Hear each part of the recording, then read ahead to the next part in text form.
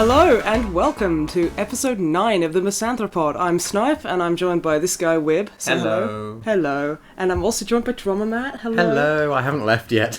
I'm still here from last time. No, we weren't even going to do it with Drummer Matt, and he literally just stayed on the couch for the last 2 weeks. It's like, okay, well, awkward not to include him now, so... I mean, at least staying here for the entire 2 weeks gives me an excuse to having done nothing since the last podcast. Which is better than the reality of that you have just done nothing. Yeah, pretty much.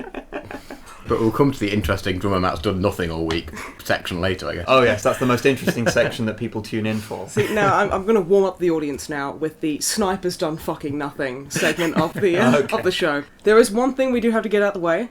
Very early on. Now, we're in a band. We are in a band. Mm-hmm. Drummer Matt is the lead guitarist. Yeah, hence the name. The name. Yes. Yeah. We have a new album that we want to record, and we are kickstarting this lovely new album. And there was much rejoicing. We're pretty excited about this project, as you can tell.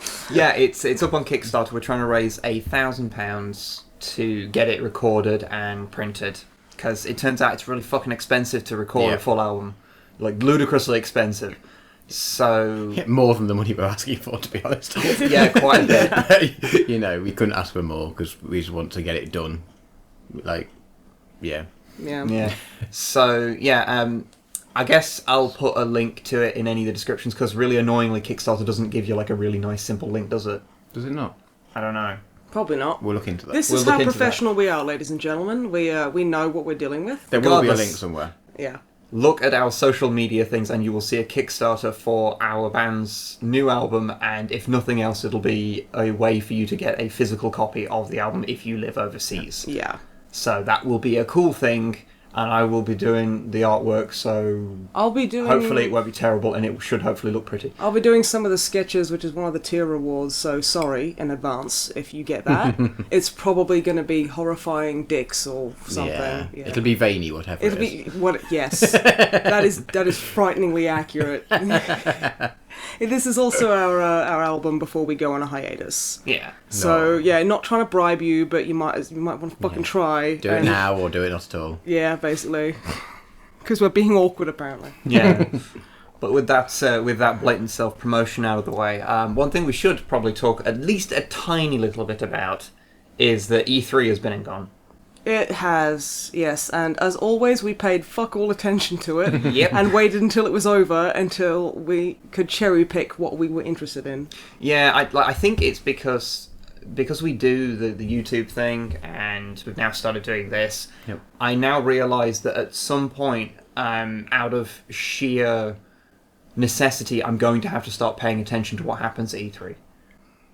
But today is not that day, so this might be the last year I can avoid paying attention to it.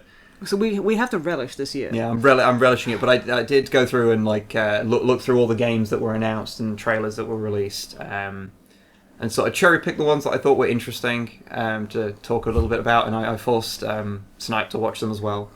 Yeah, forced me. It was horrible. It was the case with the David Cage one. Oh my god, don't even... Ooh, okay, I'm going to wait.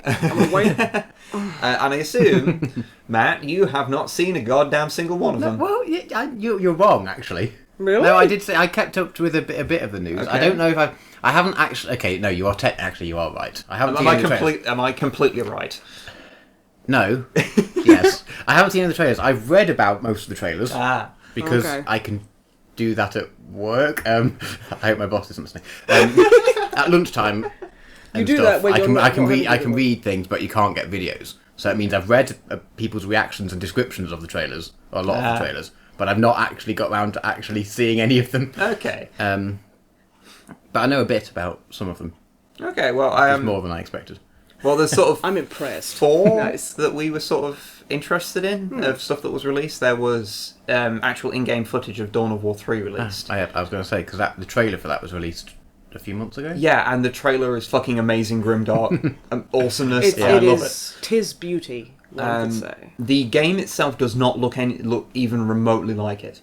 It's a much more simplistic. I don't want to say cartoony, but it's a much more vibrant look than Dawn of War's had previously. A lot of people are seemingly getting a little bit worried about it because of how over the top bits and pieces are. Like, there is a guy doing backflips in Terminator armor, which previously was the realm only of the novels of C.S. Goto. Have you seen any of the stuff Games Workshop put out recently? It's basically actually, that's a very good point. They're getting more and more ridiculous. Yeah, I guess the games are just trying to keep up with that. I mean, they're nowhere. They're still behind. But I honestly, I didn't even know. Like, I can acknowledge that he did. I think it's actually a front flip. I think, but everyone says a back flip. So whatever. He did some crazy acrobatics while wearing like fucking tactical dreadnought armor. Yeah, and people. I don't know, it seems like Dawn of War's always been a little bit over the top anyway. Yeah. So okay, Warhammer 40,000 is fucking outrageous. Yeah. But it's not backflip and stupid outrageous. Yeah, really. Honestly, I think it's that thing where I'll need to see it in complete context of like when you're actually playing the game, because if you really harp on like individual features, sometimes you can get a really negative kind of thing. And the thing is, was it so like there was a finishing move type thing that he was doing? Or no, it was kind of a leap into battle. Okay. Because I think people were talking about that, the similar thing in the new Doom, apparently. There was all the various finishing moves and ridiculous things. That's a very good point. And everyone was getting really angry and saying, oh, these are going to be crap, it's going to take you away from the game. But apparently in the game, it's just like, yeah, this is badass. Yeah. Much like the rest of the game. Yeah, so someone who's played a hell of a lot of it, when I first saw it, I was like really worried, because I'm sure they sped them up in-game, like the actual game itself. I don't know, But yeah, like, and it actually is really good, because it breaks... It gives you a little mini break to reorient yourself and gives you health and ammo. And actually, it works really well for flow. So maybe it'll be like that? That's the thing. You don't know from a trailer. You can't, that's the kind of... Yeah, trailers is there to lie to you. Basically. And it is, well, I mean, it was just gameplay. But it is very early on. Yeah, and you didn't really see anything of how the UI will work or anything. It was more just kind of the actual engine doing its thing. But you can have Imperial Knights now, which you sort of have as like a superhero unit. Superhero unit. So they have capes. No, no, worst game. No. Don't boycott it. The things that look like small Titans, but officially aren't actually Titans. Yeah, I know. I know what they are. I was just wondering if in the game they had capes. Because that would be amazing. I think they do have the crotch flaps. Oh, nice. Crotch capes. Crotch capes. Sweet. But yeah, it looks interesting. But again, you need to see a bit later on to see how it's actually going to work. So at the end of the day, Dawn of War 1 and Dawn of War 2 are both very, very different games. Yes, that was going to be my next question. It's more like Dawn of War 1. Okay. Oh, much better. Okay. So it's more of a straight RTS, but it has... Okay. But from what I can gather, they've taken on like your heroes kind of operate like it'll have a slight levelling up, like 3-laney, whatever those MOBA game type element. Dogma mobbers. All games have that now. So you'll have some kind of progression within each one, I reckon. Probably. It does seem like they're taking some of the like hero like levelling up thing from Dawn of War 2 and putting that in Dawn of War 1's base building kind of model. Okay. Best of both worlds. So yeah, hopefully it should be the best of both worlds, so that was good. When's it out? I think it's next year. Most of the games that we're interested in are out like next year. Okay. All unknown. Yeah.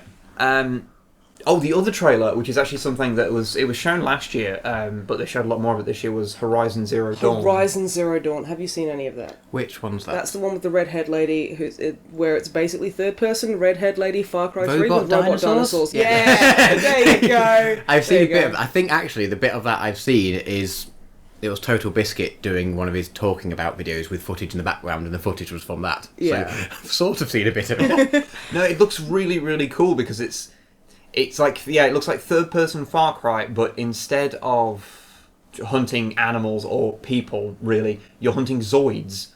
And that's the coolest shit in the world. Awesome. And yeah, I just want it. I want to play it. It's like the third game for the PS4 that actually makes me want to buy a PS4. So we're getting there. It's almost worth it. Almost justified. Because you want to play Until Dawn. So I want to badly. play Bloodborne, and now we both want to play Until Dawn.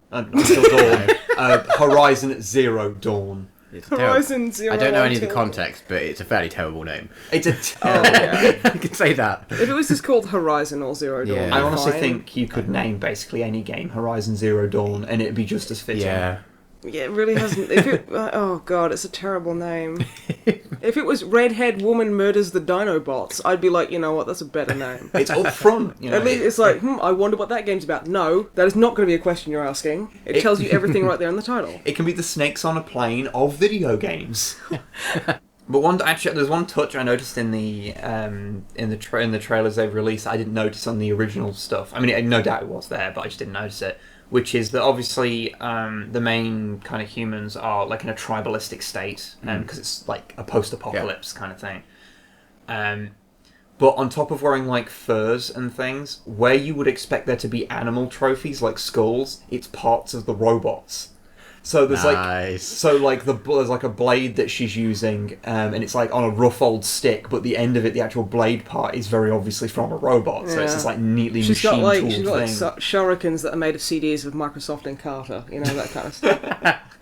Now I hope that would be a thing. That would be. That's DLC. No, paid DLC. Yeah, Oh, yeah. pre-order bonus. Don't even.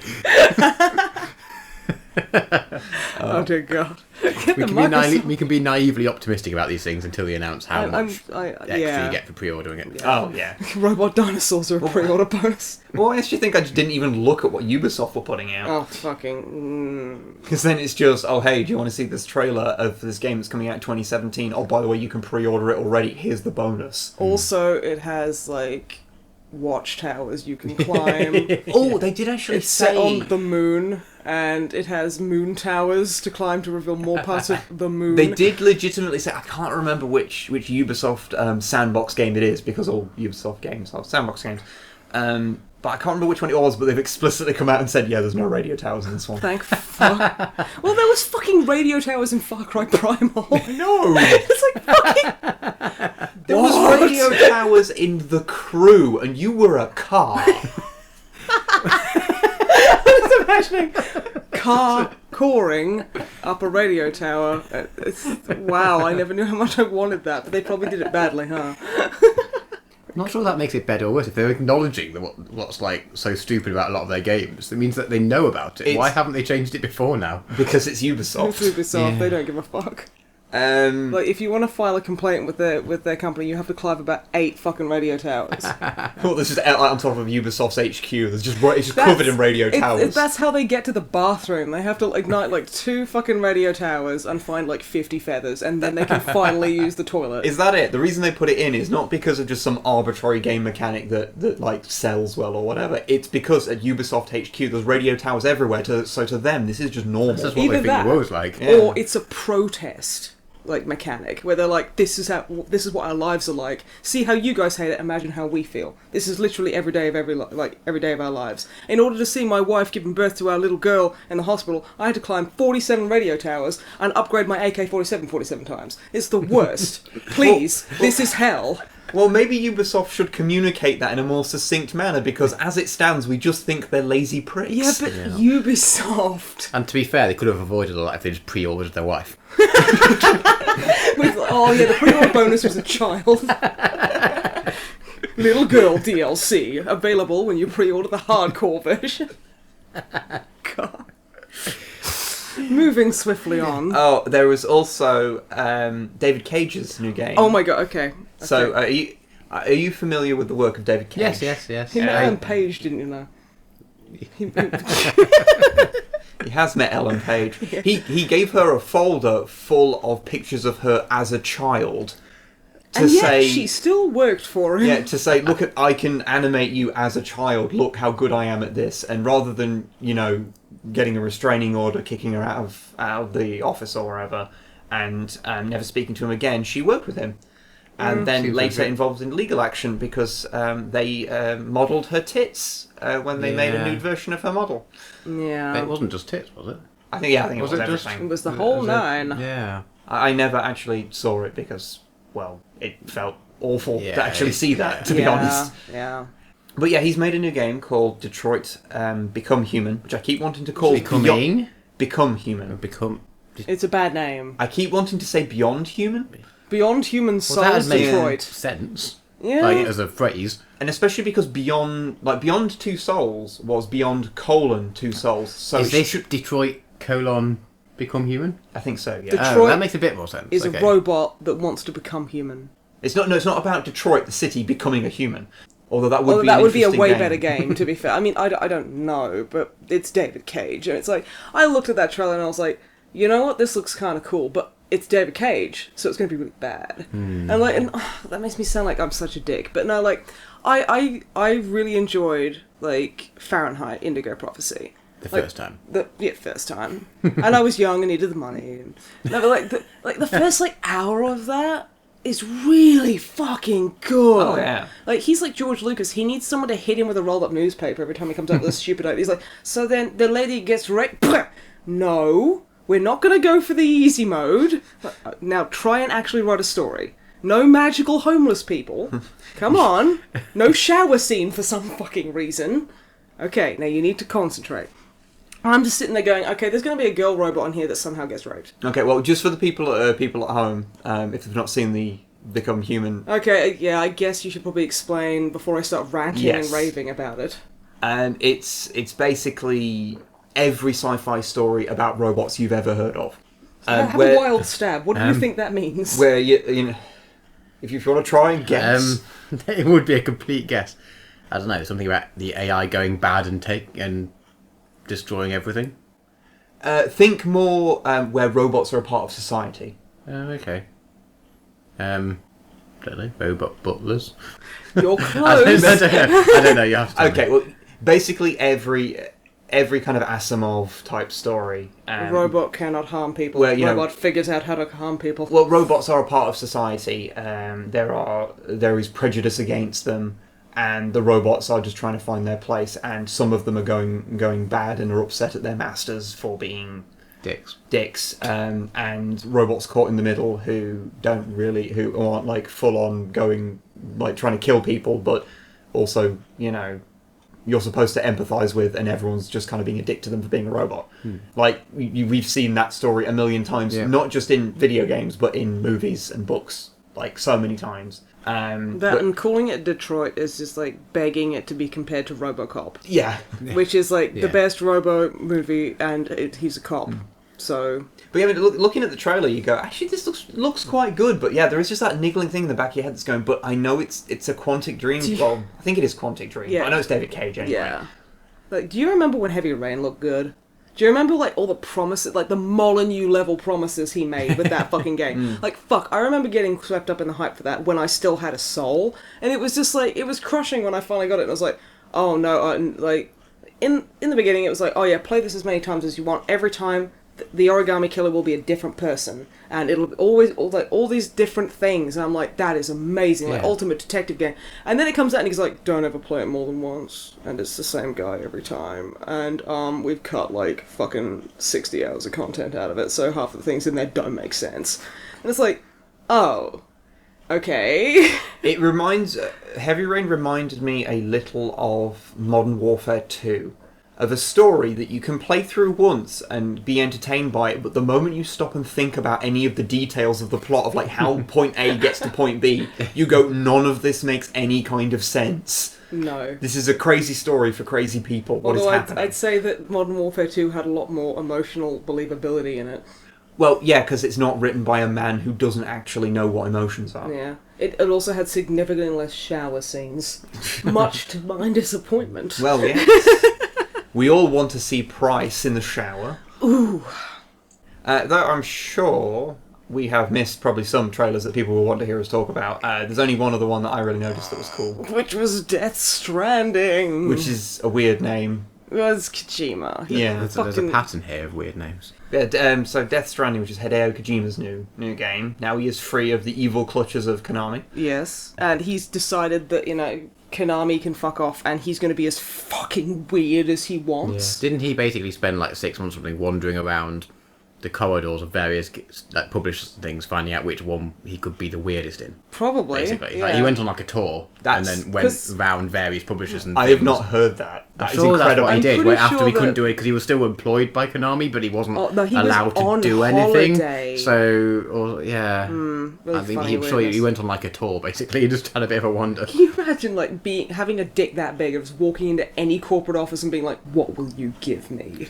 and then just throwing shit at you and going, "My lord!" Oh, and he's like, "Maybe I'll fucking think about it," and just like swagging out like a fucking pro dude. Well, he just walks in and they go, well, you know, why do you think you've got the right to be such a big dick pirate? And he's like, well, because I'm Hideo Kojima and I made Metal Gear Solid. And all they're of like, them fair just enough. throw themselves at his feet and go, "I'm so sorry, I misspoke." But yeah, so Death Stranding, or Norman Reedus and the Funky Fetus, as it is more commonly known. Or the working title, Shower with Your Dad Simulator 2016. Yeah.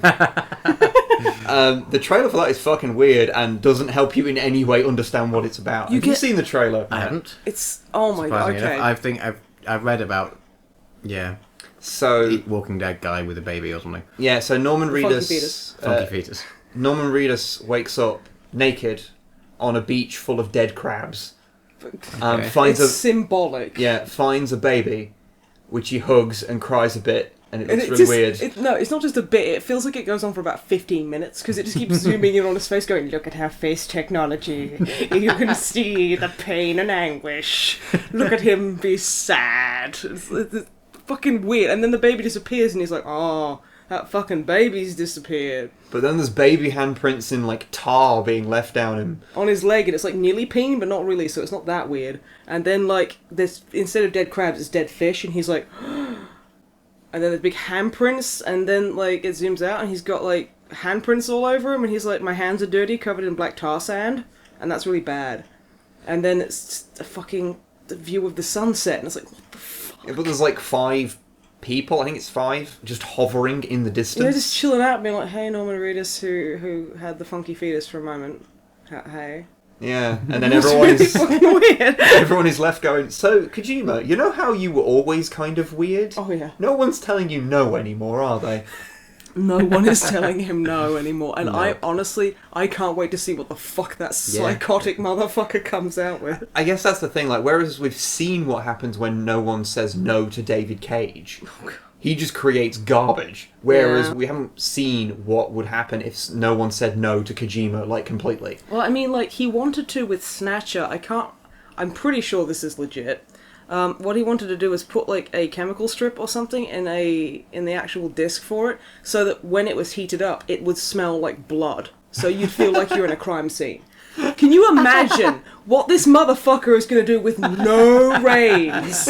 Holy shit, our houses are going to be smelling like fried chicken and fucking blood, and it's the baby smell, and it's, oh my god. I'll be honest, I don't want my, like, front room to smell of a dirty Norman Reedus and a fetus. Are you sure? That's the pre-order bonus, so... Every copy has been authentically rubbed between Norman Reedus's legs on a hot day. With leathery man thighs. Wasn't he signed up to do Norman Reedus to do something to do with PT? Yes, he was signed up to do Silent Hills. Yeah. So it was like Guillermo del Toro, Hideo Kojima, and Norman Reedus. Yes. And then Konami went, guess so what? My next we don't like question things. Is Del Toro involved in this? Or do you I think he hope so. will be? Because if Norman Reedus has moved across, it maybe I know that suggests Kojima and Del Toro have been having dinner, and they are actually quite good mates. So it's like, they are definitely going to work together. But I'm not sure if it's Death Stranding. I think if Del Toro was going to be involved in it, they would have talked about it already. Yeah. Like, that would be, it would be, true. They would have put the 3 names up from the centre, so... Definitely. But then again, Kojima is Kojima, and he's a very strange gent. So... What if the game comes out and then it goes, "Oh yeah, by the way, Del Toro's involved in this. I didn't tell you up till now because I thought it would be a fun lark." Oh, do you remember the MGS5 fucking crazy fiasco where like he had like a character who was a doctor in it that like transplanted someone's head or something, and then some crazy guy in Spain or whatever was like, he's blatantly ripped off my image because that looks a lot like me because he looked like a fucking mad scientist. And I've been doing this stuff with reattaching people's heads. And, like, people were like, what if this is, like, Kojima playing the long game? This could be a thing. Like, people was like, it was like, fucking, I'm not saying everyone, just, like, a small group were like, that sounds like something Kojima would do. It was like, basically plant this guy in Spain, give him 10 years of medical research, just so he can up and go, but that's me, and I'm suing you. It's like, who fucking knows with Kojima? Like, oh my god, you just can't put anything past him. You can't. Any story that's really, really weird, like, the weirder it gets, the more you assume it's something he's done. Just because he's that kind of guy. Yeah. He's got such a fantastic brain. Yeah. Comes up with the weirdest fucking shit. Watch it, it'll come out and it'll be the most garbled mess of a game. It will be that scene from MGS2 when the Colonel goes a bit strange. I need Scissors 61 all the way down. But it'll have no context. No context. It'll just be it'll be like staring directly into his brain. It'll be like looking into the mouth of madness itself. Well, yeah, I'm interested in playing it. Well, yeah, certainly. Just to see what the fuck is going on in there. That's through Sony. It is through Sony. Is that a PlayStation exclusive? I believe so. It probably will be. Yeah. Oh, so that's the 4. Game number 4. Yeah, game number 4. So, you know, cool. The PS4, 4 games worth playing. By the time they release the PS4 in a bit, it might be worth buying a PS4. Yeah. Consoles are in a strange place. Yeah, because that was the other thing. The one thing I did read quite a bit about at E3 was the Xbone 0.5 or whatever. Xbox 1.5. Or the slightly better one because we didn't make it very good to start with box. But buy it again, please. Yeah. Yeah, I'm wondering if this is just going to become the standard with consoles. Cause I hope not, because, you know, like, I like consoles being consoles where I put a game in and it fucking plays. Yeah. And, like, if I want to sit there and install something and fuck around with mods, I'll do that on my PC. I don't want to that's like fucking PS3 and Xbone and shit like that. It's like, yeah, I don't want to install shit. I want to plug it and play. I don't want to have an internet connection. But that's just me being an old cranky bastard, I think. Unfortunately, consoles haven't been that way for a little while. Yeah, but it's like, hey, do you want to play on a PC where most things aren't optimized, but you'll probably figure it out? Or do you want to play on a slightly less good PC that you have to keep buying overly expensive upgrades for? It's like, fuck off. No. Yeah, I mean, consoles have just been going down that path ever since the original Xbox. So I guess it's a tricky one, though, because, I mean, with like a 7 or 8 year release time between the different consoles, technology moves on so far. It's like you end up getting, when they first, you know, it ends up being such a difference between what they are and what they could be. So I can see why they do it, but I can definitely see it in this generation because the PS4 and Xbox One were, on the day of their release, inferior to not even particularly high-end PCs. Yeah. Because normally a new console generation would come out and they would, like, on the day of their release, they'd blow whatever, like, PCs were out of the water, pretty much, for a month. And then PCs would catch up very quickly, and then past that point very quickly. But these were inferior when they came out.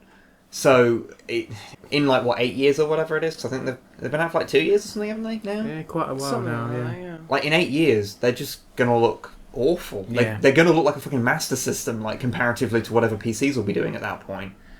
So, yeah, I can kind of see why they want to, like, iterate upon it, but it is going to make it so that you're going to have that awkward point of games coming out, and then, oh, I've only got a PS4. Yeah, you're gonna have to have minimum specs on the game. Yeah. On a console game, which is just ludicrous. I'd rather just stick to PC. I know that makes me sound like a grumpy old bitch who doesn't want to change, but the boot fucking fits. Yeah, well, the difference is you can buy a PS4 for what, 250 odd quid to get a PC.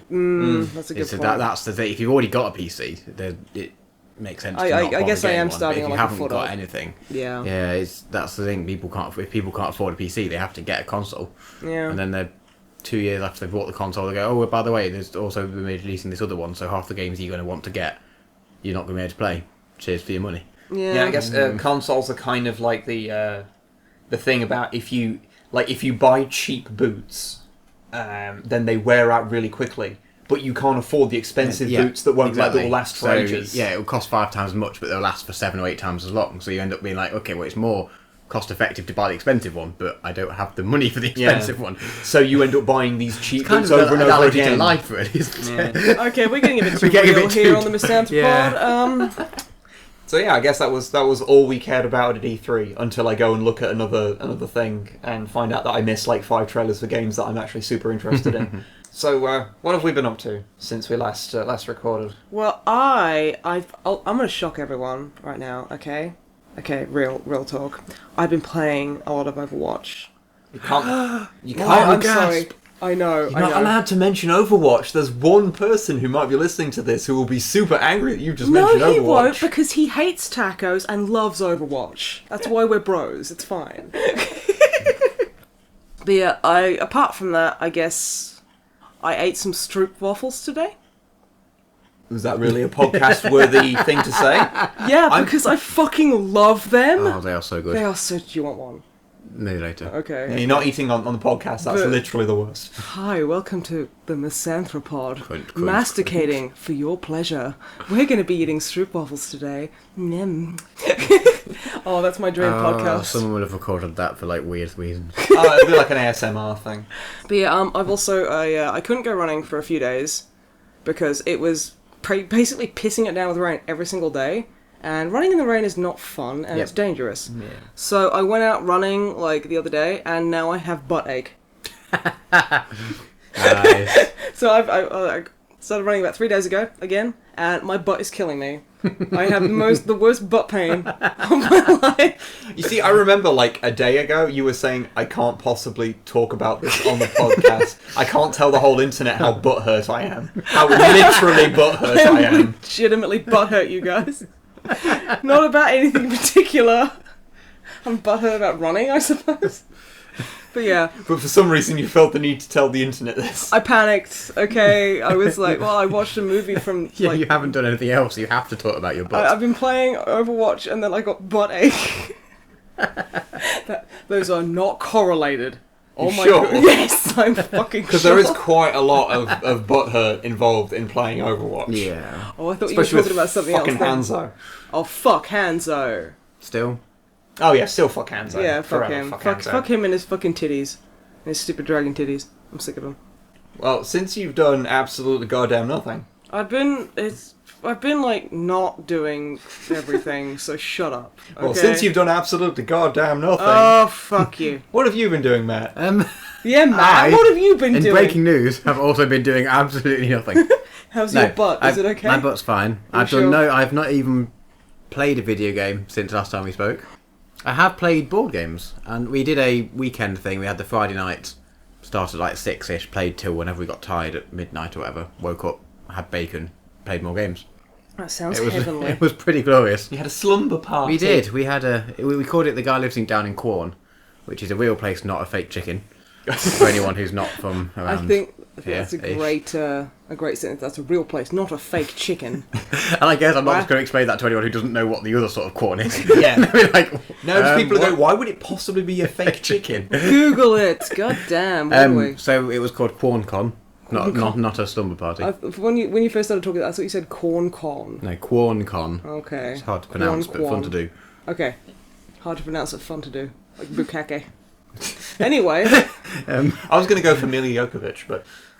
Yeah, that's way better. Yeah. So Quorn-Con. Yeah, good. Played lots of games. We had a good sesh of... I can't remember who ran. We had a D&D sesh, which we were going to do a one-off. A guy, we've got a few DMs, and he was going to do a one-off session where he's going to write us all evil pirate characters, and we just had to choose from the name in the class which pirate we wanted to be, and to have a one-shot thing of getting to run around and just be dicks, because we don't usually want to do that, because playing an evil party is just a terrible idea in general. Yeah, having evil characters is not the best. Because the only way you can do it is if you're all evil characters, but even then I think it'd get boring just being a dick all the time. Yeah. I don't know, why don't you have a party where everyone's evil apart from one, like, lawful good paladin? Because he'd have a nervous breakdown and die. Well, our lawful good paladin is getting... He's so now focused on justice, he's getting actually more and more evil. Like, he'll kill... he'll want to, like, take people out if they've even got a slight hint that they're becoming not good themselves. It's starting to get in. He's gradually sort of dropped in hints as he was going through, and it's pretty cool. That sounds really fucking cool, actually. Well, it is a cool thing. Provided you stick to the lawful side, it's entirely possible to play an evil paladin who still thinks they're good. Yeah. Well, So, it's just a favourite everyone's of mine, the hero isn't it? of their own story. Exactly. So that's getting quite interesting, actually. That's how you need to keep me up to speed. Yeah, I don't know where he's going to go with it, that. because he's kind of just doing his own thing and Yeah. dropping in hints, but I don't think he's told the DM he's going to do it, or I think he's just kind of seeing where it goes. Yeah, no, that But we didn't do the really pilot badass. one, which was a bit upsetting. Oh. But we just played another session, and then we played Betrayal at House on the Hill. Oh, was that? or I can never the remember game the without name. any of the words "thes" in it, in where you expect there to be. Betrayal at House on... I think there is a "the" Haunting hill. There. Hill. It's Betrayal at House on the Hill. Yeah. Because I always internally call it Betrayal at the House on Yeah. the Hill. If anyone doesn't know what it is, in essence, you're up to 6 people exploring like a house, and you sort of go into a room and turn over another tile, so you kind of generate the house you're exploring, and then halfway through, shit gets real, and the haunting happens, and everyone dies. In essence, And one person is turned into an agent of evil. Yeah. And you've got to go read what you've got to achieve, and then the rest of the there's- group's got to figure out what is happening, but you don't tell each other, so you don't really know what each other's got to do. Yeah, it's really cool. It is really, really, And there's really loads cool. of replayability, because there's like 50, depending on what item you find and what room you're in and stuff, there's like 50 different stories that you can do, so you can just like, and it's different each time. So Because it's just randomly pretty generated cool. by cards you draw Yeah, and things. yeah. I remember the first game we played of that where we ended up with a suicide pact in the master bedroom. Because yes. I can't remember who it was. I think... Oh, no. I always play as... Oh, what's the red guy? Flash something. He's like a fast runner. And Oh, I yeah. got loads of speed upgrades. So I was like... I could run so fucking fast. And I basically ran all the way from like the bottom floor upstairs into the bathroom and stabbed a little girl to death. Wasn't that little girl me? No, that was Dicko. Oh. I was like, Dicko, you fuck, I'm coming to kill you. And I bolted upstairs and just stabbed a little girl. And then it was too late anyway, so we had to go hide in the bathroom, and I had dynamite. And then we all like laid down. and like, I lit one stick of dynamite, and it killed like you guys, but I was still alive. So I had to light another one. And then it was like, yeah, Dicko, your fucking pink ooze ain't getting us, bitch. And he was like, the fuck is wrong with you people? And when Dicko says that, you know you've got problems. I think the pink ooze was a different time, because that was when I was the... Oh shit! No, I was the betrayer at that point. You were the dick. And I flooded the entire house with ooze. Oh yeah. I think actually it was supposed to be like a weird sentient flesh, but I was couldn't like- help but see it as the ooze in my head from Ghostbusters 2. But oh yeah, I must have stabbed Dicko at a separate time, because that does sound like something I'd do Yeah. at pretty much any given time. Like even if he wasn't to do with the haunting, I was like, hey, guess what, Dicko? Fuck you. But this was like, yeah, that's just a little taste of what you can do in that game, and it's pretty good. Would recommend. Yeah. Betrayal's a very fun game. Did you play any other Yes. games? So then we went to bed, because at that point it was had quite a good D&D session. It got quite late, so we just about squeezed in Betrayal. We thought, well, we're all a bit tired and it's all dark. It'd be a good time to do it. Went to bed. Knocked up in the morning. Well, that really does sound like quite a fun call. Woke up in the morning by someone knocking on the door, going, "Bacon, bacon, bacon! Knock, knock, knock!" And I was like, "This is the best morning." Had bacon, and then we played the Game of Thrones board game. Oh, you mean that one Ooh. that takes about 47 hours to play? Yeah, Yeah. it's fun Yes. That's a good game. We did so I played it a couple of times with you guys, and it has taken quite a long each time. When we played it with this other group of guys we've got, the first time we played it a year ago, whenever it was, actually we got through the game in 2 or 3 hours. Oh, that's pretty good. nice. So I think Speed if you run. actually, that's the thing, if you play it with people who's there to chat and sort of not focus on it, it will end up taking ages, because it is quite a lot to do and you've got quite a lot of thinking about it. So if you end up talking in between rounds or what have you, you end up not being able to think about what you're doing, whereas some games you can sort of talk at the same time as playing. Yeah. So what you're saying is that we don't have our head in the game and we need to get better. Yeah. We need to get good at board Yeah, games. the game's not there to have fun, the game's there to concentrate on. Oh, okay. He thinks we're love scrubs. No, it is good and it is fun, but it's you can't really, you've got to kind of, because there's so much going on, you've got to sort of focus on it. I mean, the amount of tokens and nonsense there is in it, Oh god, yeah. it's pretty ludicrous. But it's good. It's in essence, it's Risk, but with a billion extra With thrones, sidewalls, yeah. to sort of cover the sort of intrigue and that sort of side of things. There's no dice in it either, is there? There's no dice. No, there is a ever so slight expansion which introduces in the battles each side gets a random plus or minus 1, which we don't ever play with. But other than that, there's no randomness in it as such. But it's all decided. You all choose your orders for all your various armies and things, put a token down face down, so everyone chooses them at the same time, but you don't see what anyone else has done, and then after everyone's done that, you reveal them all at the same time. So you've got to kind of predict, so that there's kind of randomness in that, and you can't predict what the other person's going to do, whether they're going to inevitably betray you this round or the next round. But there's no actual dice rolling or randomness in that, which is pretty cool. Was it interesting to play it now? Because when we played it, it was within the first couple of seasons of the show. Yes, that's true. How was it to go through? Because there's like character cards, aren't there? Yeah, most of them have died. Yeah, I was going to say, how many? What percentage do you think of them are dead now? Quite a few, at least half, I imagine. Just take the cards out, house rule it. Because I mean, well, for starters, there's Barath. This is, I guess, spoilers for anyone who's never watched Thrones but is intending to. Okay. Yeah. So Dicko, basically. No, Dicko will never watch Game of Thrones. He just keeps saying that so he looks cool and contrarian. He's like, oh yeah, I'll watch it one day, whatever. I'm going to go watch my Dragon Ball Z, because apparently that's, like, good. But it's not. Also, I'm a dumb poopy head. That is what he says. He does say that. Direct quote from him there, and because he doesn't even bother to listen to this, he'll never know. Yeah. But I mean, out of the 6 houses you play as, one of them's Martells, which they're all dead now. Yeah. And one of them's Baratheon, which they're all dead now. Yeah. So, I mean, for starters, that's 2 out of the 6 houses gone. Yeah. Starks are... Well, they're fucking cast at the wind. Yeah, they may or may not be gone, depending on... How far? Yeah. You haven't really through the show. So, yeah, so that's almost half of the houses that you play as. Yeah. So, Targaryen's aren't in it at all. Because it's kind of set at the start of the series, I guess. So. Yeah. Like it's based around the war that came around early on in the show, really. Isn't it? With the whole war for the North and there's that whole thing. War of 5 Kings or whatever it's called. Yeah. Although it's very good. I recommend but you need it only as soon as you've got less than 6 players, you end up with effectively NPCs, controlled areas, which then whoever starts closest to them can take them quite easily and get quite an advantage.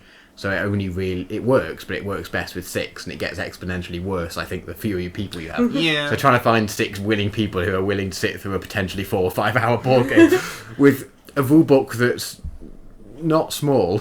It's A4, and there's at least, I think, 30 or 40 pages, which you don't need to, as long as one of you knows it, the actual meat of the game is relatively simple. But there's a lot of subtleties to it. So if you've got someone who knows it, at least, it's not too bad. It's also but those caveats aside, it's very good. It's all these things that'll put you off the side. Yeah. It's made by Fantasy Flight Games, yes. isn't it? So the board and the cards and everything are just absolutely beautifully made. Because they do loads and loads of 40k stuff. Yeah, so. And it's all just basically to sum it up. I think the best way to sum it up as to who it's aimed for is that you get a 2 or 3 cardboard sheets where you get to pop all the tokens out. One of the tokens is a proof of purchase token with like a little serial code on it. Yeah. So the game is definitely made for people who would like that. And people who make very poor choices with their money. Oh yeah. Well, that too. No, actually, it's the sort of game that if I had the money to spend on it, I totally would get those. I totally would get it because we need to play it again at some point. Absolutely. But, what else? And then one more we played. We played the XCOM board game. Oh, which is nothing like what you'd expect it to be. So if I said if I said there was an XCOM board game, what would you kind of guess? I would guess it would be around? exactly the same as Ludo. I thought you were going to say fucking Monopoly, and I was going to hit you with something. I would say it would be basically like XCOM. Yeah, that's you'd assume, because XCOM is you've got your move and shoot or double move, or you've got it's all based around the board with a grid. It's a mixed game. Yeah. I would probably assume it would actually play a lot like Dead Zone, the Mantic Games one. Yeah. No, that's what I expected it to be, and I would like that to be a game. But this is still good. But it's actually based. It is XCOM, but it's based around the other bit of XCOM, the bit in between the actual missions. Oh, okay. So it's up to 4 players, and there is a commander, a squad leader, a researchy type person, and then a 4th person. I can't remember what they're called. I can't remember. There's a 4th one that's similar in sort of role to the commandery type thing. And each of you has a certain thing to do, and then you use it. You've got the board with things, but then you've also got an app that goes with it. Ooh.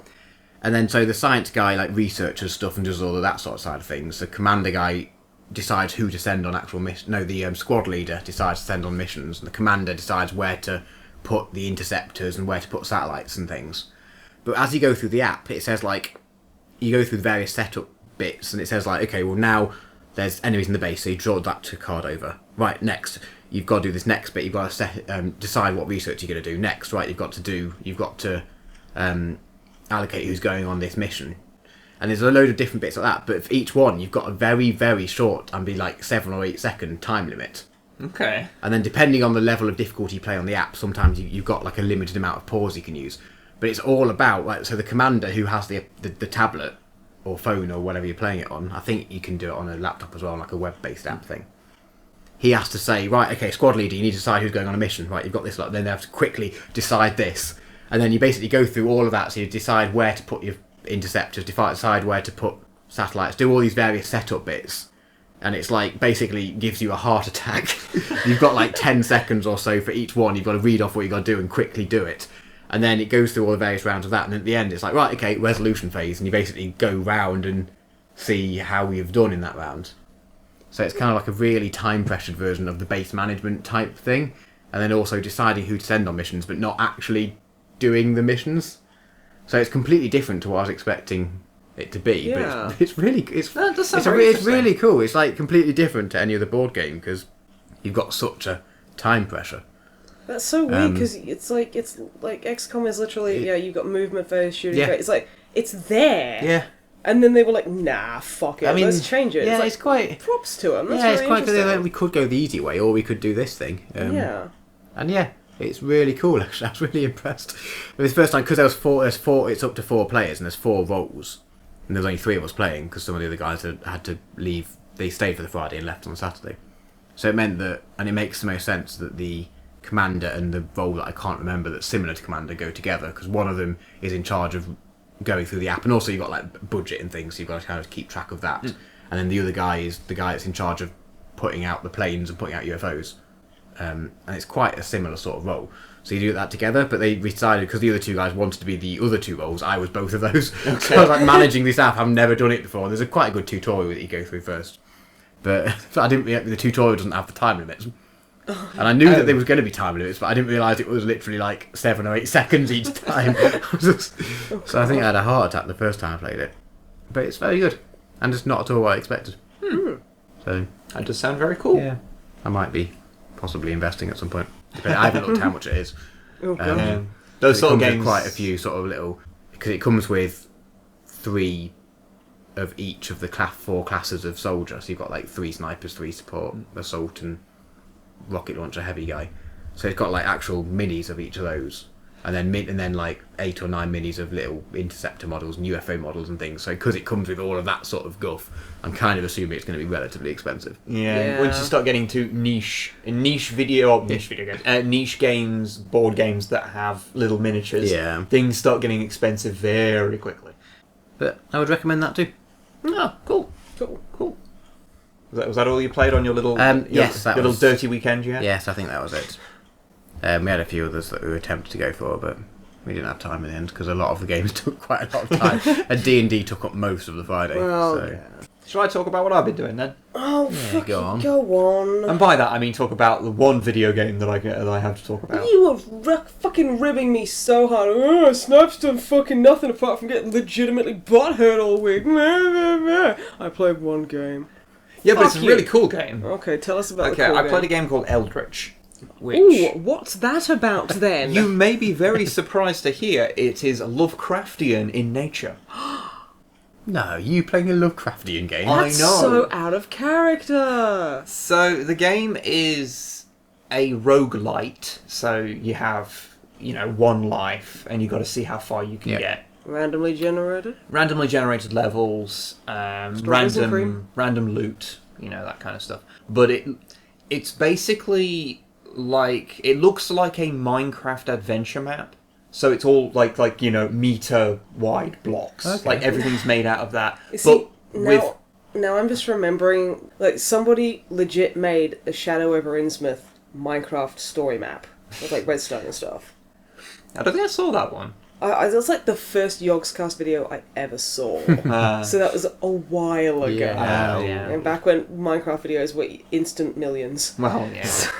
But yeah, so it looks like a Minecraft map, like ostensibly is how it looks, but with a Lovecraftian vibe to it. And it's also got, like, they've intentionally distorted some of the textures and some of the blocks, so it almost looks like, on the PS1, how its textures would go really weird at certain angles. Like this weird distortion. I can't remember what it's actually called, that effect. But it's like they've tried to emulate that sometimes. Okay. So that like you'll look down a corridor that's supposed to have like tiles on the floor, and so it should have like a repeated pattern, but the pattern like is wonky because of like the textures like distorting. It's really peculiar. Pretty cool. And you basically wander around these little dungeons and fight monsters. And then get to the end, and then you've got to go through several things, and then you'll pick up a MacGuffin at the end of it, and you need multiple MacGuffins to banish the old gods, because they've come back, and they are the straight-up Lovecraft old gods. I think the three ones are Nyarlathotep, Dagon, and Cthulhu. I don't think Yog-Sothoth. Is it Yog-Sothoth? Yog-Saroth, I think. Yog-Saroth. Anyway, it's fine. It's a word that cannot be pronounced in our language correctly. So I can mispronounce it all day long. That's legit. Yeah. But yeah, it's those three, and you've got to find MacGuffins of them to go and banish them, and that's the whole plot of the game. So you've got to do all those in one life. But I think that the game is kind of neatly summarised by my first encounter with an enemy, which is I have a bottle in my hand, and that's my only weapon, just to hurl a bottle at something. Right. And I fall down a hole a little bit more than I intended to. Like I meant to fall on a little platform, but I missed and like landed dead on an enemy, which was a tiny worm thing that looked like one of the sandworms from Dune. And when I got near it, it screamed like an adult woman. What, you mean like you walked in on her in the bathroom? Yes. Yes. Oh my god. So I threw a bottle at it, pulled out my spare bottle, also threw that. It was dead, everything is good. But that was my first enemy encounter, and I was like, what the actual piss is this game? You go around and you encounter more and more enemies, like you encounter cultists, and you gradually get like a knife and guns. Yeah. Like the combat doesn't feel good. It's really, really basic. Like it does feel kind of... It's like a less impactful version of Minecraft's combat. Okay, right. So it doesn't feel good, but it's not really the point of it. You're just kind of getting rid of the enemies. So you go through these multiple stages, trying to find the exit and find keys to unlock extra areas. And there's shops where you can buy upgrades. Although it's not quite as cool as, say, something like The Binding of Isaac, which has like this ludicrously complex upgrade system where you can get loads and loads of things that have like weird synergies with each other, and you get to the end of the game and your character is unrecognisable. It's not really that, because it's a first-person game, and there's only 3 slots of things you can have, and you can't have multiples in each slot. You can only have one. So I guess the point is that you're not going to end up being overpowered. Cause, they don't want that. Interesting thing, the shops are populated by Lovecraft mythos creations. So the first one I went into, the shopkeeper was a deep one, one of the fish people from Shadow of Rinsmouth. Yeah.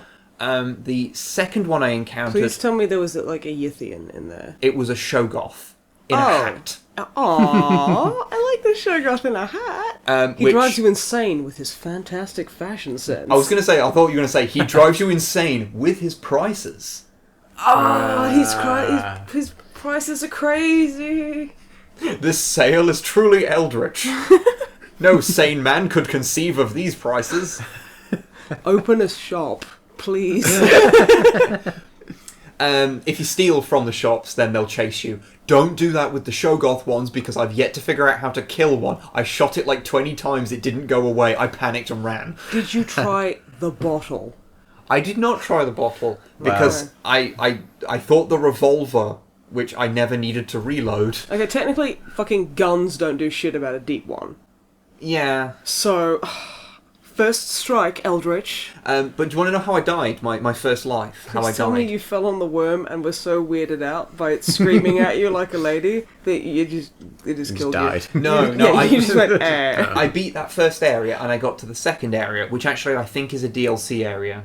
Because I noticed on the store page it said that this was added later, and it's an entire section based on the Mountains of Madness. Charged DLC or free? Free. Nice. It was just part of the game when we bought it. And I haven't actually read At the Mountains of Madness. It's one of the few well-known Lovecraft stories that I've not actually got around to reading yet. because I'm still only about halfway through my big book of like Lovecraft's everything he ever wrote. I'm trying to remember the Mountains of Madness. Do you know vaguely what the theme for that story is? Yeah, people go on an exploration and... Oh no, that one. Yeah, I've read that one. That one's good. Yeah, that one is very good actually. It's based on... It's very, very tense. It's like the lurking fear. You know, there's that one part in it. It's nowhere near as good as that, but it's got that kind of tension in it. Yeah, if anyone... what the fuck? If anyone is listening who wants to get into H.P. Lovecraft, his writing, I'd say the best story of his I have read so far, like bearing in mind I've only read about half of the stories he's written, is The Lurking Fear. It is the only time a piece of literature has actually kind of got under my skin. Yeah, it is I don't get good. scared by reading. And movies and games barely affect me, and books especially so. However, this one got under my skin a bit. That is genuine. There's like moments in it where you're like, that is genuinely really fucking creepy. It is a very good story. But yeah, at the Mountains of Madness, this part is based on. So you go to a snowy caves and you're wandering around those. My first life, like I just kept getting whittled down by enemies, and I was killing. I believe it was a giant floating eyeball with a revolver when a 6 foot tall. Hang on. Okay, one back. The floating eyeball had a revolver, or you were killing it with a revolver? I had the revolver. Right, okay. It's That fucking floating eyeball stole my gun! It's Lovecraft, not a 90s FPS. Okay, in what 90s FPS do floating eyeballs wield firearms? I don't know, PO'd probably does. Yeah, that's a fair point, actually. But as I was doing that, I then got killed by what it turned out to be was a 6 foot tall penguin who'd creeped up behind me and murdered me. Oh my god, that's right, because H.P. Lovecraft was genuinely afraid of penguins. Really? Yeah, he had a phobia of penguins. I can't remember what story that was. It's in the Mountains of Madness. There are giant penguins in that, which is where it's from. I was like, the fucking... I went and looked it up afterwards because I hadn't read the story, and I was like, oh, there are giant penguins in it. Well, I guess that makes fucking sense, but giant fucking penguin what? Yeah. Giant eyeballs that steal my firearms, okay, but 6 foot penguins, fuck off. But yeah, so I played through it a second time and got a lot further in that area. But then I found out the biggest problem in that area is not the giant penguins. It's not the elder things, I think they're called, which are these... they're like an upright, walking deep-sea worm with, like, butterfly wings.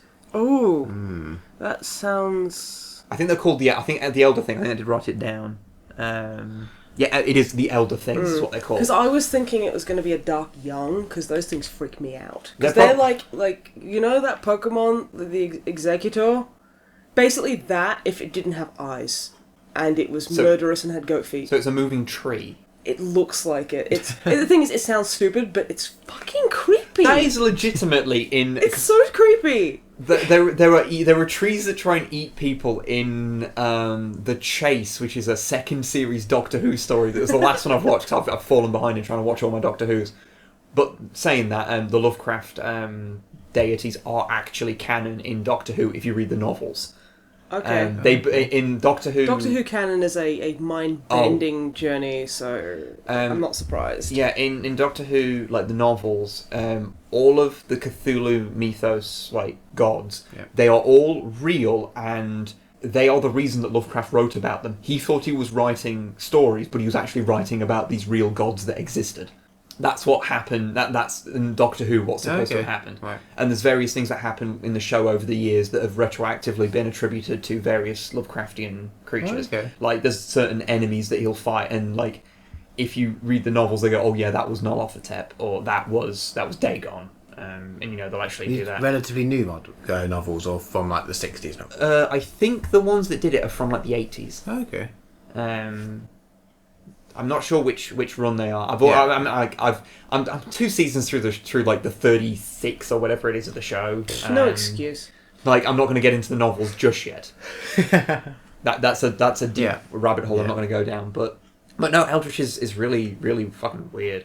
My second life, I got to the Mountains of Madness part again, and I realised that the icicles were the worst enemy because you have scariest of all enemies. Yeah, like there's these elder things shambling around, these things with like tentacles for legs and no visible arms or faces that have just got a weird massive stuff on top of them in this really retro, like super low poly style. These horrifying entities. But no, it's the icicles that keep killing me because they're on the roof and you have to be looking up at all fucking times, because what will happen is you'll peek around a corner because there's just shit everywhere trying to kill you, and then an icicle will just drop on your head because I wasn't looking, because they drop down automatically when you stand underneath them. So you've got to constantly be looking at the roof, which is just the most annoying shit in the universe. That sounds really fucking frustrating. That has been, that was what killed me. I think actually that's what whittled my life down so much on my first run as well, because I didn't notice them on my first run, because I was too busy, being shocked by eyeballs and penguins. No, that makes sense.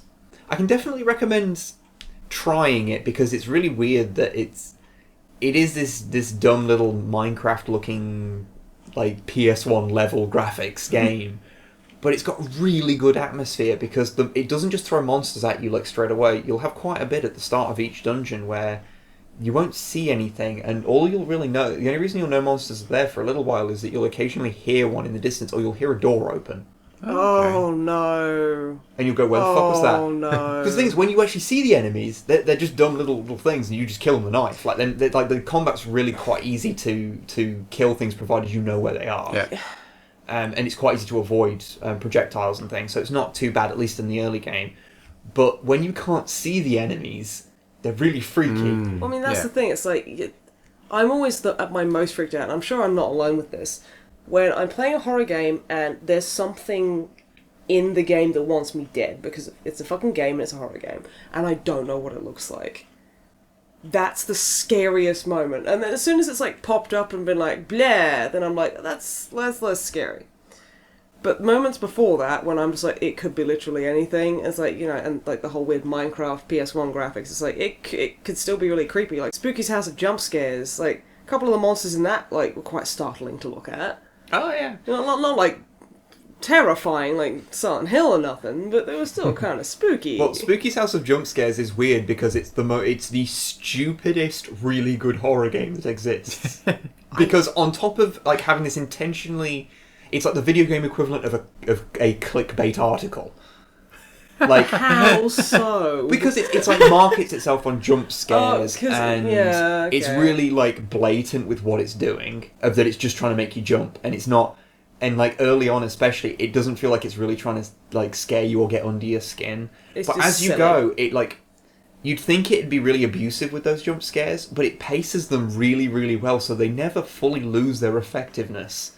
So you'll be running and running and running for ages, and then a cute little squid will just pop out on the wall with this adorable, like, doo-doo noise, and you'll scream your ass off and be like, fucking adorable little octopus, just fuck you, you stupid fucking game. But then it'll spawn an enemy that's genuinely terrifying because it's like some Silent Hill abomination that just appeared out of nowhere, and all the while you're running away from it going, I can't let it get to me, I'm on room 750, I've got another 50 rooms to go, oh Jesus. And then another dumb, adorable skeleton thing will pop out at the side and make you jump again. Because not only are you being chased, but there's these dumb little things trying to make you jump the entire time. Adorable little chibi skeletons popping out, and you're like, I can't fucking deal with this. I genuinely really, really liked Spooky's House of Jump Scares. It is good. But yeah, no, I can recommend Eldritch, certainly. Like the combat's kind of lame. It's not good combat. It's like a horror game, and it's based on Lovecraft stuff. So it makes sense that you can't do shit. Yeah, if you have any interest in Lovecraft and the way the stories are told, or if you have read them already, and you will be the sort of person to recognise the monsters and go, oh, that's from that story, then you'll probably really get a kick out of it. I can't remember how much it is because we bought it ages ago when it was on sale. I think it's about £10, so it's not too bad. Eldritch is good. Play it, I guess, or don't. It's up to you. I don't give a fuck. Fabulous indictment from Wood over there. I want them if they ever do a physical release, I want that on the box. Play it or whatever. I don't give a fuck. I'm not some asshole. I'm not your mum. So, I'm going to make it my mission to try and do one thing before the next podcast. One thing that isn't Overwatch. And isn't getting super butthurt.